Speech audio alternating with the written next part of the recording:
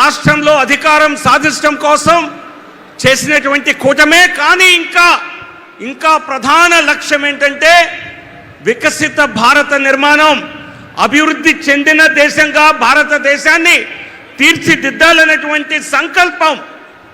అందుకే ఈ మూడు పార్టీలు 2018లో విడిపోయినప్పటికీ తెలుగుదేశం, భారతీయ జనతా పార్టీ కలయిక జాతీయ నిర్మాణం, రాష్ట్ర నిర్మాణం, రాష్ట్ర ప్రజల, దేశ ప్రజల అభివృద్ధి అని గుర్తుపెట్టుకోవాలి. గత 5 సంవత్సరాల్లో చూసినటువంటి ఆంధ్రప్రదేశ్లో అభివృద్ధి పూర్తిగా కేవలం కేంద్ర ప్రభుత్వం చేసిందే. రాష్ట్ర ప్రభుత్వం చేసిన అభివృద్ధి శూన్యం. రైల్వే రంగంలో కానివ్వండి, జాతీయ రహదారుల రంగంలో కానివ్వండి, ఏ రంగంలో చూసినా, టెలికాం సెక్టర్లో కానివ్వండి, ఏవియేషన్ రంగంలో కానివ్వండి, ఈ అభివృద్ధి కేవలం నరేంద్ర మోదీ గారి ప్రభుత్వంతోనే సాధ్యమయ్యింది. ఎన్డీఏ ప్రభుత్వం, తెలుగుదేశం, జనసేన, భారతీయ జనతా పార్టీలు కూటమిగా ఉన్న ఈ ప్రభుత్వం ఏర్పడితే ఆంధ్రప్రదేశ్ అభివృద్ధి కూడా జాతీయ అభివృద్ధికి ఒక ప్రధాన కారణం కానుందని మనం చేసుకుంటూ నమస్కారం. జై హింద్, జై భారత్, జై పల్నాడు.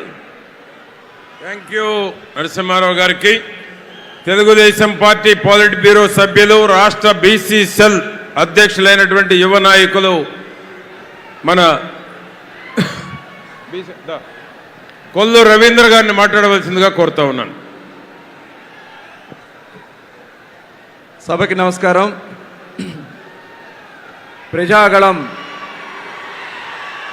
ఇది ప్రజాగళం. ఆంధ్ర రాష్ట్ర ప్రజల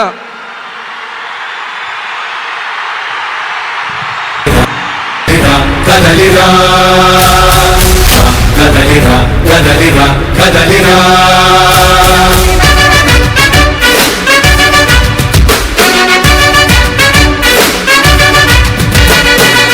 కదలిరా కదలిరా తెలుగు కాదు తెలుగుదేశ శంఖారావంగా కదలిరా కదలిరా రాతి యుగాన్ని వదిలి స్వర్ణ యుగం వైపు రారా జగనూడల మర్రి మన మెడలెక్కి కూర్చుంది చుట్టూ ఉన్న ఎవ్వరిని బతకనివ్వదే